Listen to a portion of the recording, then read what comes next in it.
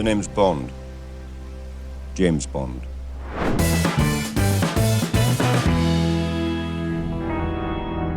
Finally, we can talk about James Bond. How long's it been? Yeah, we had this episode planned for quite a long time. We definitely had it in last year.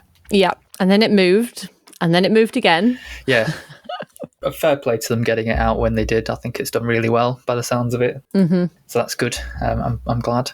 But this is going to be a really strange episode because on the one hand, there's absolutely no way we can cover 25 films in one episode. That would be its own podcast. We're not doing that.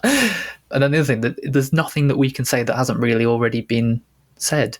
Exactly. So we're just picking out our thoughts on James Bond, the entire franchise, and we're going to just kind of talk about a bit of everything, really. Yeah, that's the only way to approach it, really, I think. I have seen No Time to Die, so I'll give like a spoiler-free rundown towards the end. But the thing I'm really looking forward to is we're going to do our top 5 Bond theme songs, so I think that'll be good. Mm-hmm.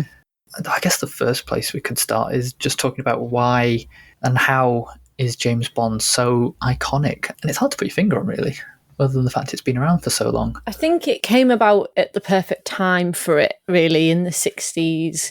It was that suave playboy type.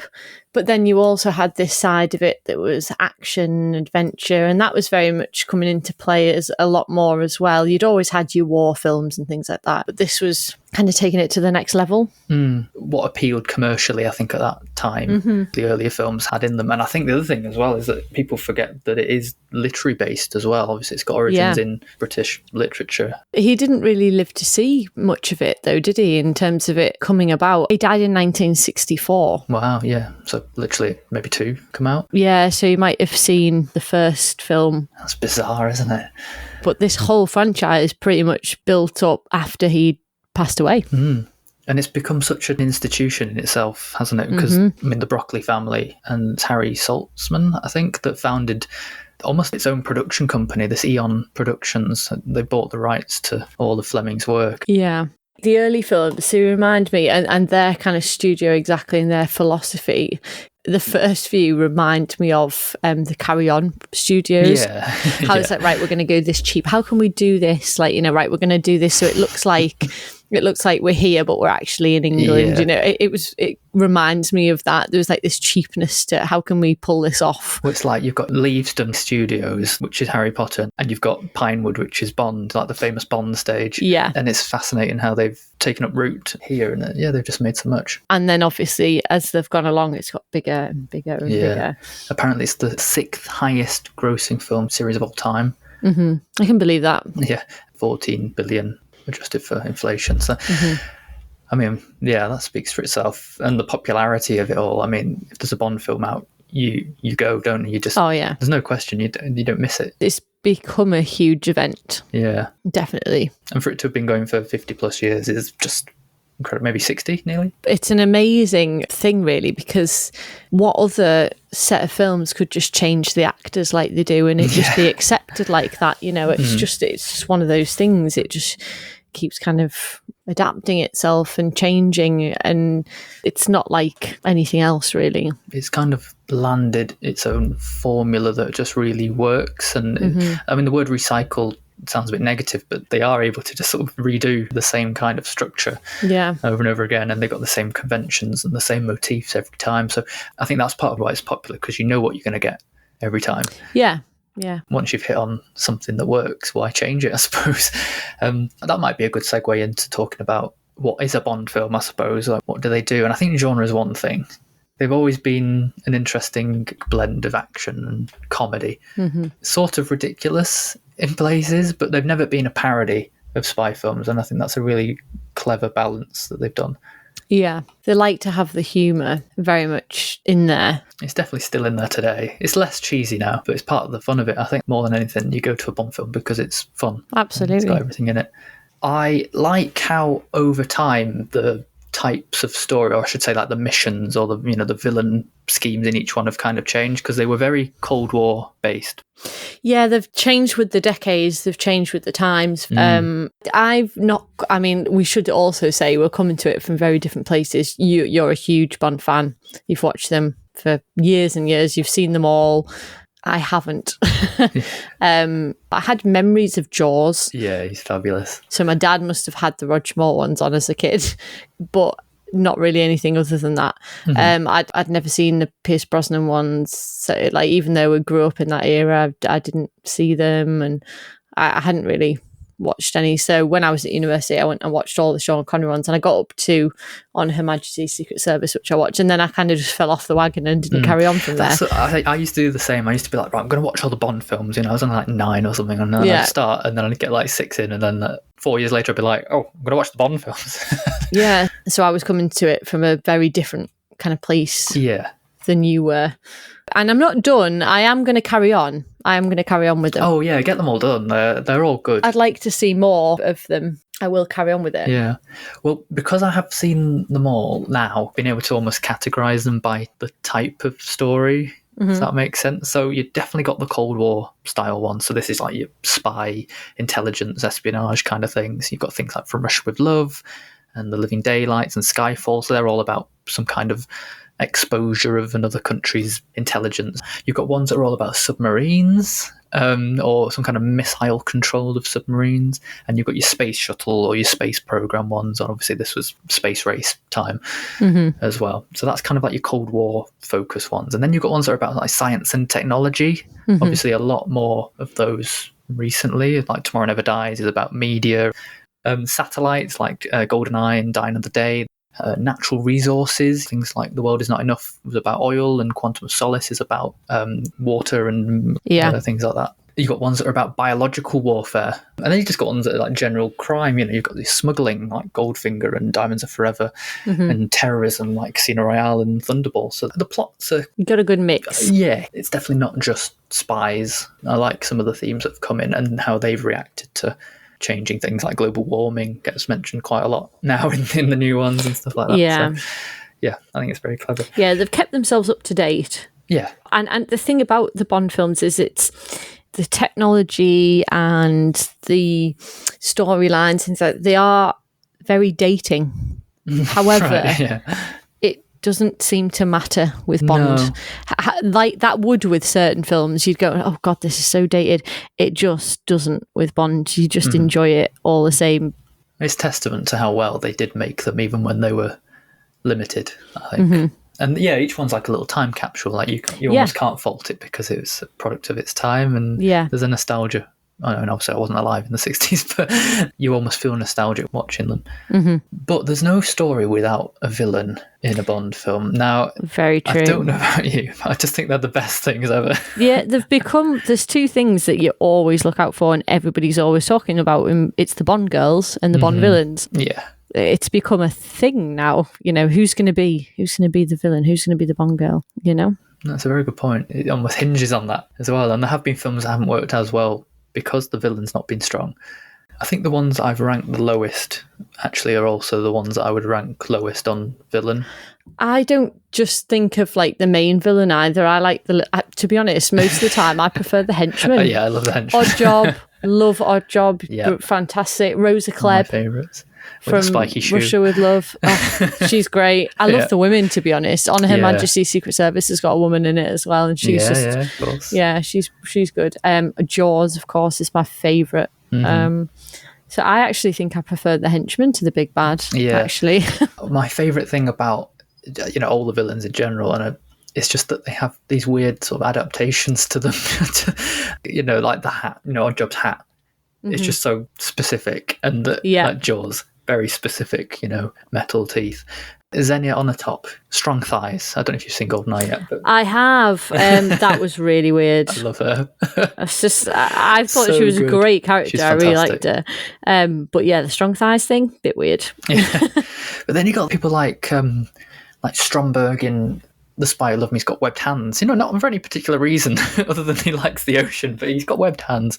Scaramanga's got 3 nipples. It doesn't matter, but it's just quite funny. I feel it is. However, I have seen quite a few people comment on the whole that villains have to have a physical defect. Yeah, and that's becoming, I think, more of an issue. I think people are having problems with that. I think it's the ones where it's like if they've got like a scar, and then that's considered to be sort of villainous trait, then that's not good. But if it's something like someone's got a bullet in their brain, I don't really feel that. Yeah, that's fine. I'm okay with that one. Or 3 nipples. I mean, 3 nipples is quite comical.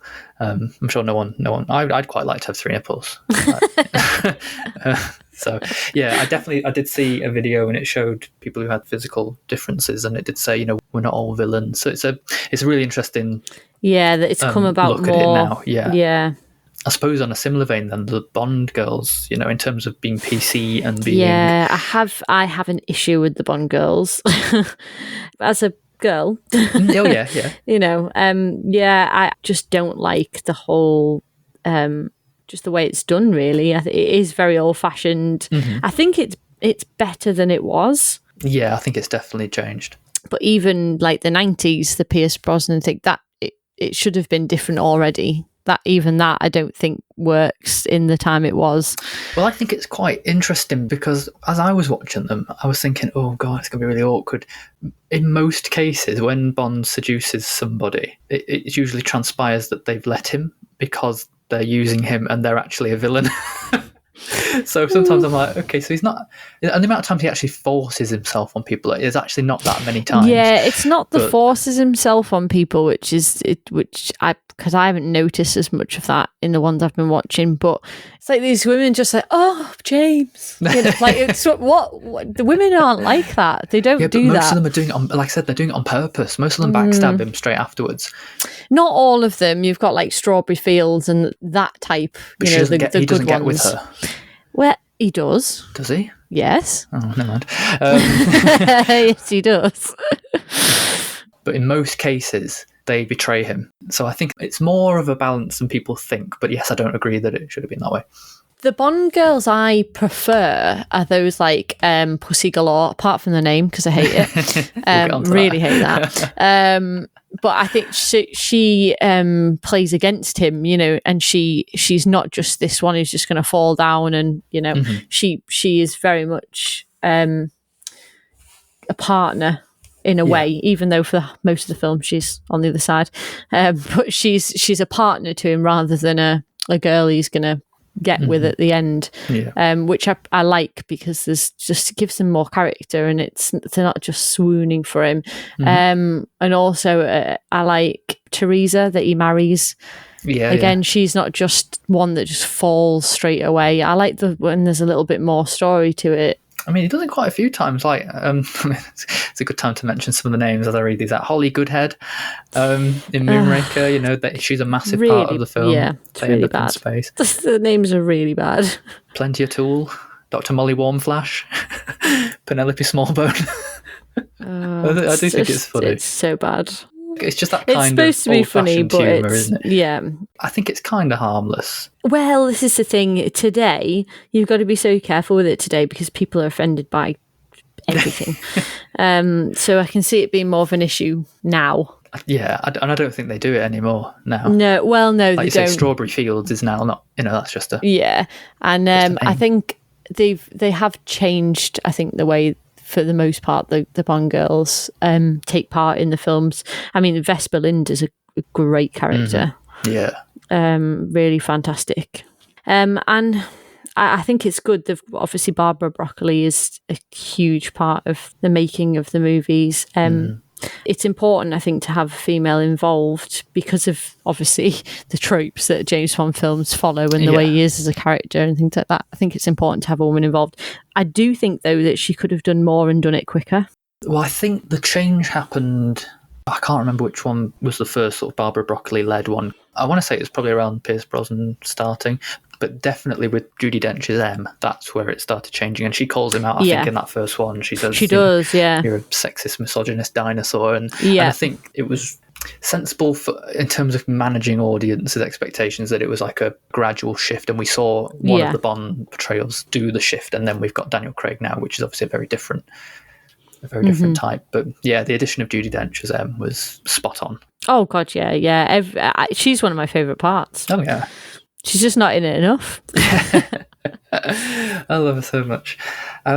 Speaking of M then, so we've got M and we've also got Q. Yeah, I like Q. So this is where gadgets and vehicles come in. Now, I'm not clued up on my cars. I don't really like cars very much. But Aston Martin seemed to have done well out of this. Everybody always wants the car once the films come out. Not me personally. No, not me. I have to admit, no, it's not cars aren't really my thing. I like the gadgets, although I've noticed that they're all very sort of single-use gadgets and very specific. But I like the anticipation of, I wonder how that's going to factor into this plot. Yeah. At what moment is this going to be the exact moment to use this gadget? Yeah. I quite like that. I suppose in a similar vein as well then is the stunts and the action sequences, which are just famous. It's become bigger and bigger and bigger. I think obviously just watching GoldenEye, you have that huge leap to start off the film. Off the dam. It's huge, but that's what audiences are expecting now. They've kind of built it and built it and built it. Yeah, they've got to top it every time, haven't they? Yeah, and especially when you're introducing a Bond as well. So, I mean, Daniel Craig's entrance was immense. That parkour scene at the beginning of Casino Royale is absolutely amazing. Yeah. And you're in it then. That's it. You are so invested. Yeah. So it's become a huge thing. And also the opening scene now is a thing. You're expecting things from that first scene because obviously with a franchise like this, there are patterns and tropes and things that you're expecting from it that they've built and built over time. Especially the beginnings, the beginnings. Yeah. I mean, even the MGM lion roaring. I mean, that's synonymous with a Bond film for me. It goes, roar, roar, and then you go, they go hand in hand. It's so strange, but that's what's happened. And like you say, the pre-credits and then the title sequence. Yes. That's the start of a Bond film. Yeah, exactly. So you know to a point what to expect, but you don't. Yeah, it just has certain signatures. I guess the other thing that comes with it is the quotes, like the famous lines that have come with Bond. It's become a thing now, isn't it? Every time you kind of pop someone off, you're expecting a line. Yeah, some kind of one-liner. There's quite a few good ones in No Time to Die. They've toned down the cheesiness on things like that, but when he does say one, it's like, it lands. Yeah, it's quite good. And then the famous ones, the Bond, James Bond, and Shaken Not Stirred. Yeah. You couldn't have a film without them saying that now. I think there'd be outrage. There are certain things you just expect from a Bond film, and I think that's why it's very hard to change as well and to adapt, because there are expectations. It's a formula that's stuck, isn't it? There are things that you're going to have, things that people expect to be there. So you are limited to a point, I suppose, by people's expectations. Yeah, people don't like change. So the fact that it also changes actor is a sort of a hurdle, I think. It's an obstacle. It is. I mean, there was uproar when Daniel Craig was cast. Yeah. A blonde James Bond. I have to admit, I wasn't happy about that myself when I heard about it. I thought it was a brilliant idea. It didn't matter, though. It didn't matter.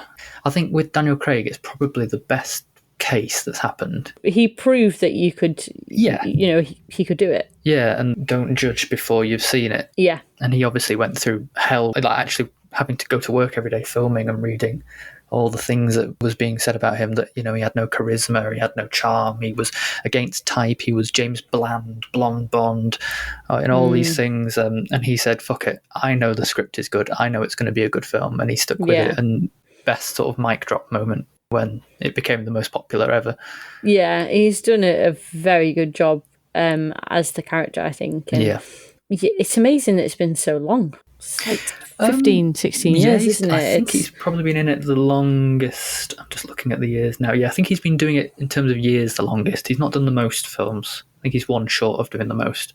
With the other actors, I mean, Sean Connery, it's hard to say what they brought to the role because they're just there, aren't they? He's most people's favourite, Sean Connery. I think people like the original, they always do. You get your diehards.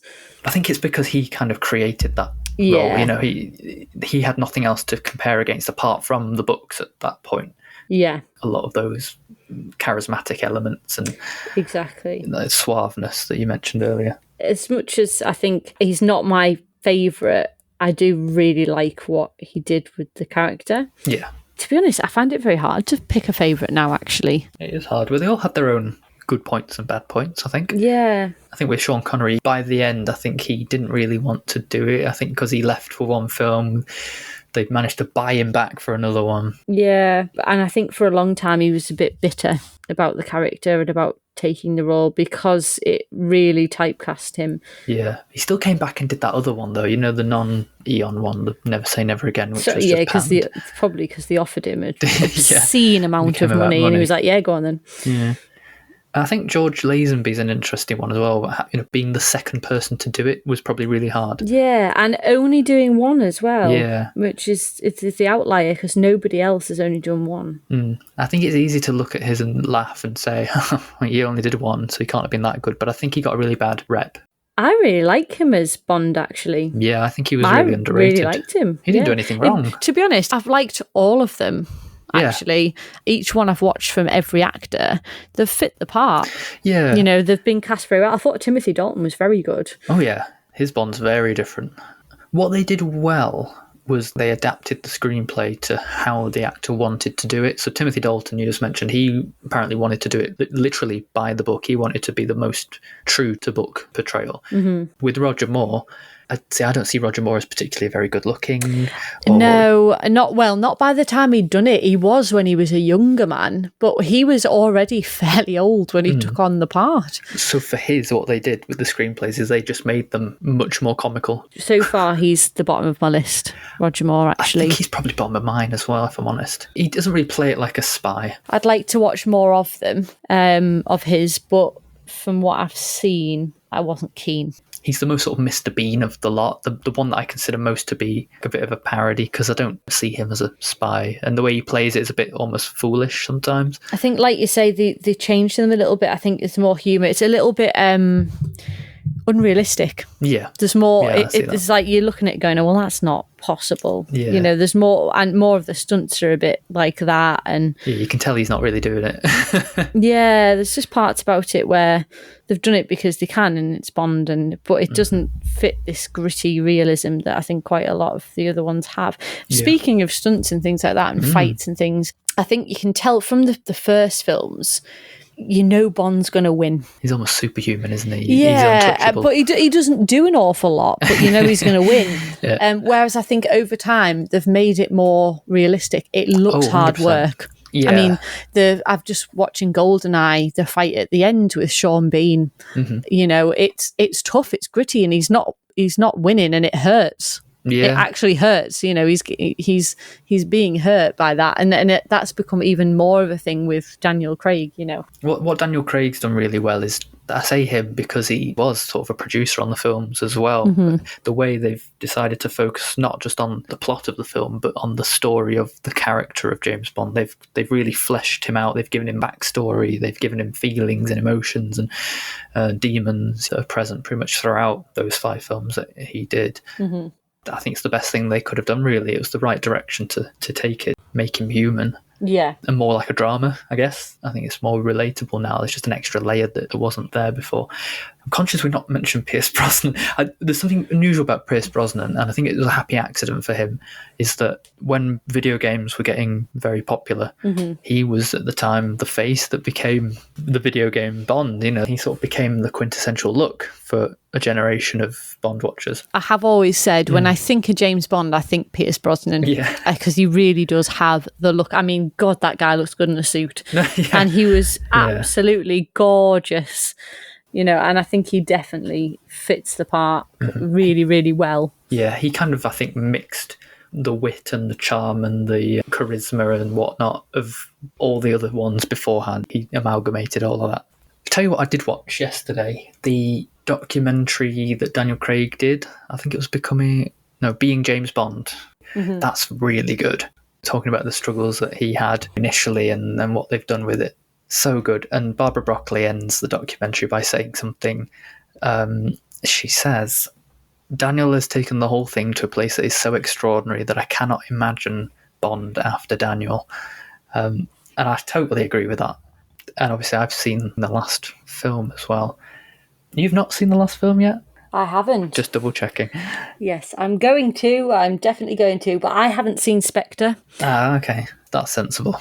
It's not too linked, I don't think, this last one, but yeah, it will make more sense if you've seen the full story. So I've put together just a little bit of like a spoiler-free review, I suppose. Yeah. There's literally no mention of what happens in any of it. So from a technical perspective, and I don't know whether it's because they had so much time to edit with all the delays, but to be honest, it's pretty much flawless. The director, Cary Fukunaga, has done an amazing job, really. Every shot you could screenshot and use it as publicity, pretty much. It looks incredible. I think the editing's amazing. The action sequences, as you would expect, are sublime. And you know just how good they've been in the last couple of films, that they're not all of a sudden going to be shite. So from that technical perspective, great. I think the performances as well, there's barely a bad word to say, if I'm honest. And there's a lot of characters in this, lots of regulars as well. You've got Daniel Craig and Ralph Fiennes, Ben Whishaw, Naomi Harris, Christoph Waltz, Léa Seydoux, Rory Kinnear, Jeffrey Wright, new characters as well from Rami Malek and Lashana Lynch, Billy Magnussen, Anna de Armas, who has an amazing role. Really? There's an unusual cameo from a British comedian. I'll just say that. There's also a lot of connections to the previous films as well. It's really tying up this sort of Spectre saga. Yeah. There are references back to Vesper and Mr. White, Blofeld, Felix Leiter, Madeline Swan. It's a really nice rounding off. And I think more than anything, people have said it's a good send-off for Daniel Craig's Well, that's Bond. what they wanted it, and that's what he wanted, isn't it? He wanted it to close out his Bond. Yeah, it probably works better as a closure to that run of films and that story. Yeah. Where I think the film struggles is probably the plot, and that's because the send-off part is kind of more prioritised and more interesting, I think. I do think the villain and the motivations of the villain, probably, I just didn't care that much. I was interested, but it didn't really matter. Buy it, really. Yeah. It's interesting, the film heavily references another film in the franchise, an earlier film. Of his or somebody else's? Somebody else's, a very old one. In the music especially, it's all the way through. It's a massive homage to one of the other films. Oh, wow. I'll say no more. And yeah, I think at the end of the day, they had the benefit of knowing that this was going to be Daniel Craig's last outing, whereas with other actors, wasn't really much of an ending for them. Yeah, it's just the films have ended. I don't think there's ever been something like this in the franchise before, where they said, right, okay, this is this actor's last one. We're really going out on a high. They've never done that before. I don't want to say they've shot themselves in the foot, but in a way it makes it interesting to know what they're going to do with the 26th film, because they've just had a self-contained running story for Daniel Craig. It's like, well, do they just do another origin and do another run of stories? I don't really know. So that's a bit up in the air. But yeah, my advice is go and see it as soon as you can, because people have been really good with no spoilers. So I don't know how long that will last. I can't say anything to you. I can't. I don't know what it is about this franchise, because with others, people are, and TV especially, and things, people don't really seem to be bothered about spoiling things. But there's certain things, I don't know whether it's just got a bit of class, James Bond, that the others just don't have, but people are very good about it. There's a respect for it, I think. Yeah. But that's all I can say. That's all I will say. Well, no spoilers there, so well done. Did that I do was very okay? good. That was very good, yeah. I've got nothing from that whatsoever, except intrigue that I want to see it. I actually had a power cut in the cinema when I watched it, and it was still good. The last thing on our little list is you have been looking forward to this for ages. I was until this morning, and then I realised how hard it was. This is the we've called it theme songs, but it's just any song really that is from a Bond film, and we're going to do our top 5 ranking. Should say though, we're not including just the instrumental ones. Yeah, just songs that actually artists have sang. Yeah, so we can pretend that the James Bond theme and the On Her Majesty's Secret Service theme is just already automatically at number 1 because it's music. But this is our top 5 songs as featured in a Bond film.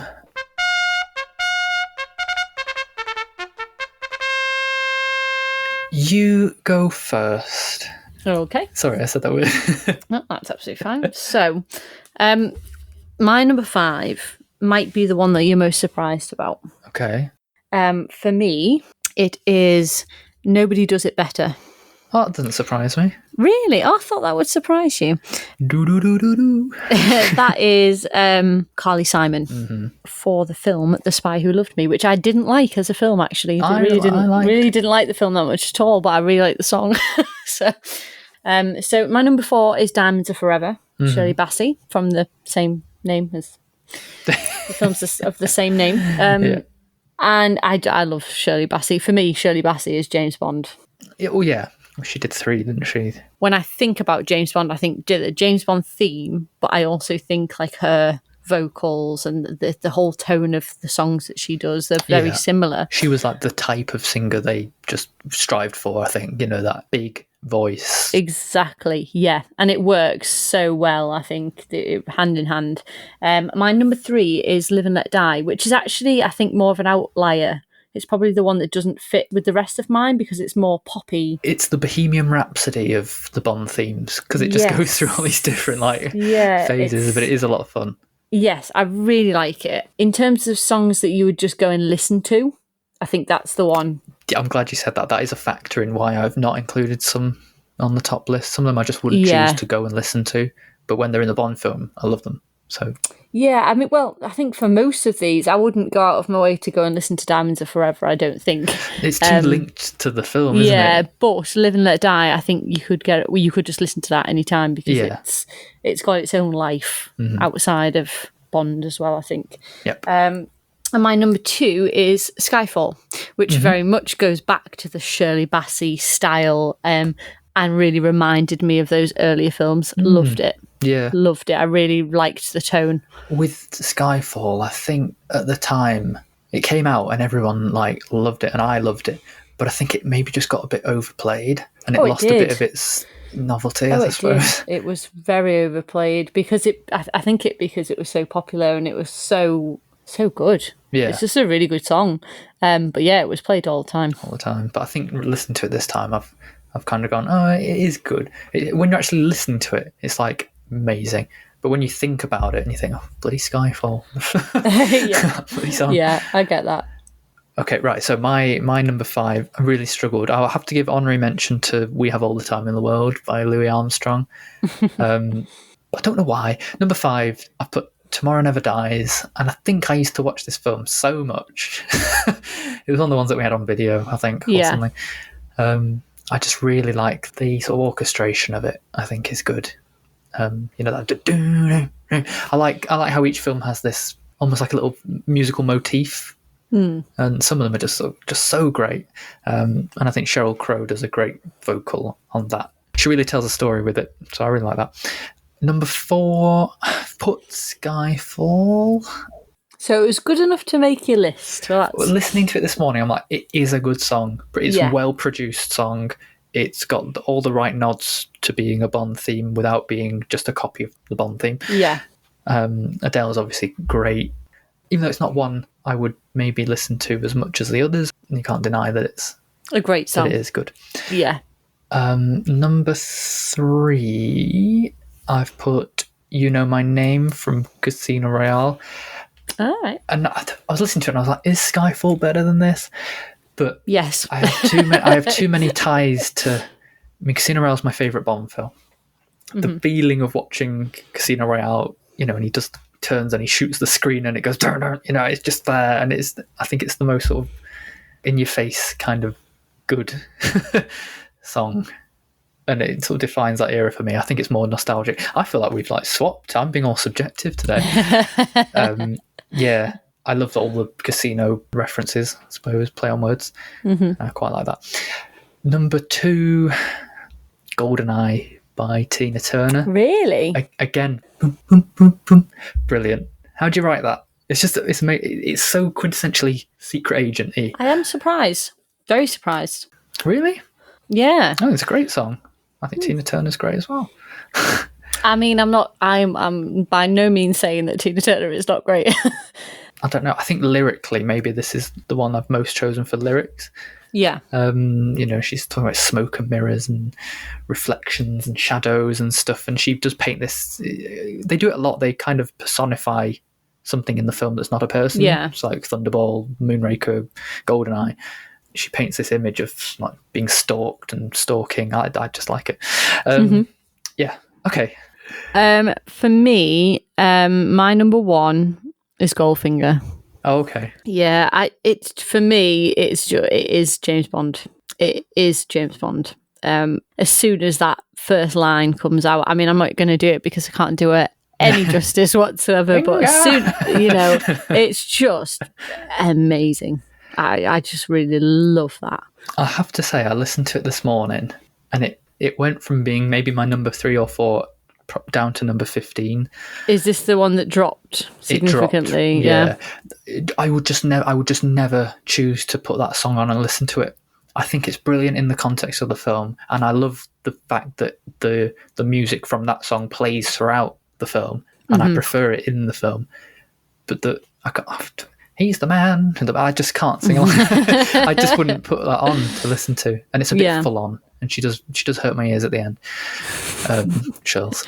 I like a big belter. I really do. I think that's why it works for me. I consider it as great Bond music, but not necessarily the best Bond song. I think that's how I would put it. Fair enough. Apart from Skyfall, we've not had any of the same. My number 1, License to Kill is my absolute favourite. Again, it's probably in the same way as you think for Goldfinger. Who's License to Kill? Who sings License to Kill again? Gladys Knight. It's that Bond sound. So this is like do. It's just there in your face, and it's just fantastic. I can't put it any other way. It's the song that makes me most feel like I'm going to explode. In a good way, I hope. Without Shirley being in my ear. I don't know. I can't really. I think it comes down to the production of the song as well. I think it just sounds full, and I don't know. It just works for good. you. Yeah. It feels like a diva sung song, if that makes sense. No, I get that. I'm just going to give up because I can't describe it. I have to admit, one of the ones that I was thinking about that would maybe have been my number 6 that I really like is Living Daylights. Yeah. I thought that's a good song. I would never ever have thought that a-ha would be anyone you would pick to perform a Bond song. But I quite like that one as well. Yeah. It's another one where, a bit like Skyfall, where I try and imagine it, I try and think about it, and I'm like, it's a bit forgettable. But when it's actually on, hey, drive, where we go. So it's just, all right then. You just go with it. Yeah. But that's the most important thing, is that they suit the films. I think they've always suited the films that they're in and the time that they came out. I've been very underwhelmed by the new ones, apart from Skyfall. I just don't get a vibe for Bond at all. I've just not bothered. They're much more story-based, and I can speak for No Time to Die on this one, that the placement of the song makes the song make sense. Okay, it might not be a great big belty big band. Having that wouldn't work. It wouldn't fit. Whereas the songs that they've done, even Skyfall, is more of like I don't want to say the word miserable, but it's a little bit like melancholy because he's just fallen into the water. The tone fits. Yeah. I think it is, again, it's a testament to the franchises. Who they pick to perform the new Bond song is also a huge thing now as well. It's like, who's gonna do the next song? Every part of it now has become this thing, this newsworthy piece of information. It's like, who's doing this? Who's directing it? Who's doing the song? It's everything about it is so well followed. People are so interested. That's what I meant by it's an institution. It's like you said, it's newsworthy, isn't it? People want to know. They're interested. They have thoughts. They have a lot of thoughts, depending on what the choices are. Because in a way, Bond, it's almost like it belongs to all of us. It's like a community thing now. It's like, obviously we don't make the decisions, but it's got to please us. Oh, absolutely. And I think they very much know that, I think, when they go into these things. But I also think with Bond, sometimes they make choices and thinking, we know best for the audience and they are going to like this. They just don't know it yet. And they're usually right. They are usually right. Apart from Die Another Day, which is awful. Can't talk for that one. Worst film I've seen in a very long time. Haven't seen it, so it's appalling. It's a joke. Speak for that one, it's literally a joke. In terms of, like, speaking of actor then, I kind of want a complete nobody. Not nobody. I want a complete newcomer to be the next Bond, personally. Yeah, somebody who's not got baggage. They're not coming with anything else. Yeah, because all this stuff, Idris Elba, it's not going to happen. It's just not going to happen. Yeah, I mean, it's pointless. I don't think Tom Hardy's going to do it. For me, I don't want them to go into it saying, right, we need something completely different. I don't want that. I just want them to look at who's going to be good for the part. Yeah, well, that's all it should. You know what I mean? I don't want it to be this significant difference, and that's why they've made the choice they've made. So that's the main thing. Also, for me, I like having someone who can perform the role and do a number of films. And let's face it, I mean, the size that the films have got to, it takes 4 years to create the film. Yeah. That's just one film, you know. So it's been 16 years, and I mean, it's amazing they've made as many as they have. That Daniel Craig's made 5 in that time. But it does take a while to make them, you know. And I think age is a factor. I don't want them picking someone who's 40, in the 40s, and they will be the established people because obviously most of them are a little bit older.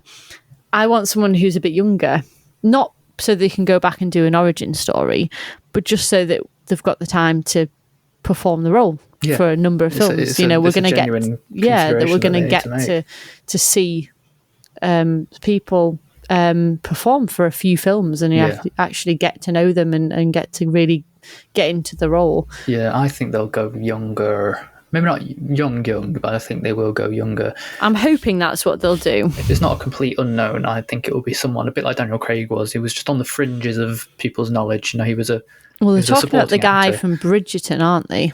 Oh, yeah. They've talked about him a little bit. I know Sam Heughan from Outlander. They've talked. He's been in talks as well. Do you know who I really like? And I'd love to do it. Richard Madden. I'd really like Richard Madden, actually.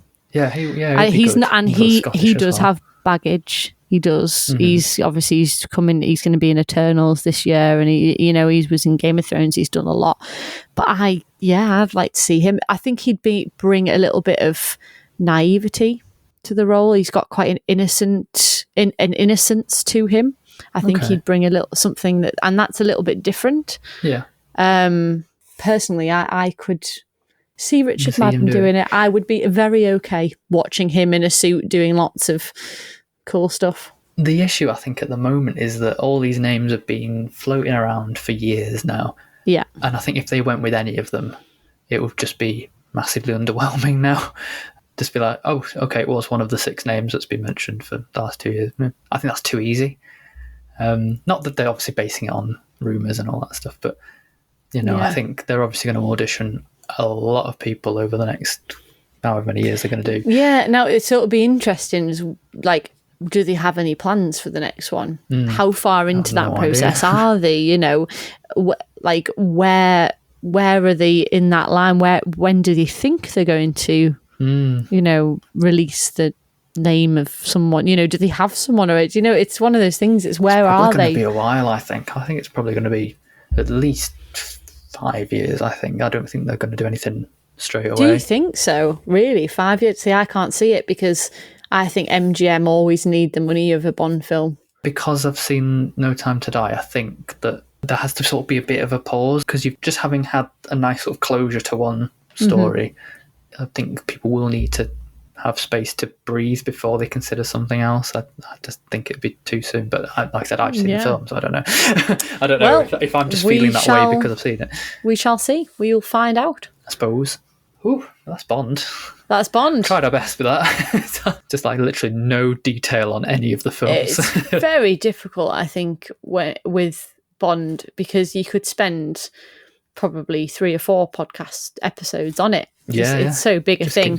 I think we've given an overview, an outlook, just been very, very brief today. But we hope you enjoyed it, and we hope you are going out to see No Time to Die, and that you like it.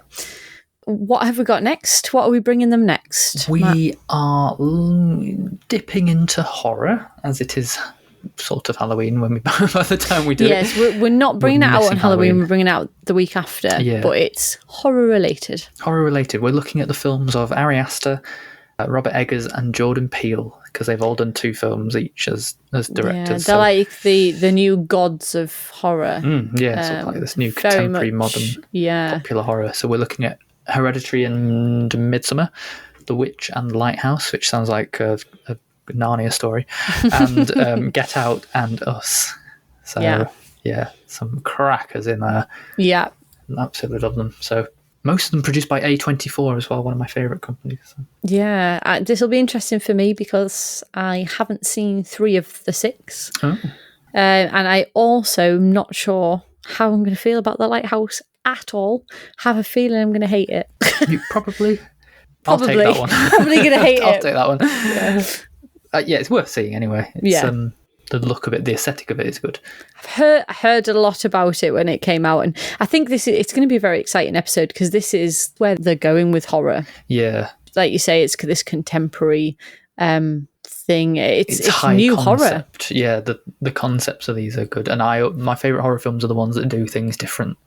Definitely in this batch there are a few of those. So. Jordan Peele just came out of nowhere, and he is just taken over. He's a very exciting one to watch. Mm-hmm. I mean, every time he's involved in anything now, people get excited. And I think Ari Aster as well is another one. He's a great one. He's going to be one to watch for a long time, I think. Yeah. And Robert Eggers as well. I think they're producing really interesting things, things that are different and that we've, like you say, not seen before. Modern classics in the making. Yeah, it'll be an interesting episode. Yeah, looking forward to that. And where can they find us, Matt? Well, you can find us on our website, cinechat.co.uk/podcast, or you can find us on social media, it's been a while, on Facebook, Twitter, YouTube, or Instagram. Just search for Cinechat Podcast and look for the blue logo thing. And you can email us at podcast@cinechat.co.uk. It's just sat there, just nothing's happening. One email. If you're the person to do it, well, I'll give you a shout out in the next episode. Maybe. And yeah, that's Bond. Funny old episode, but we've done 50 now, so we don't care. So back to it for episode 52. And yeah, in the meantime, thank you for listening, and it's goodbye from me. And it's bye for me.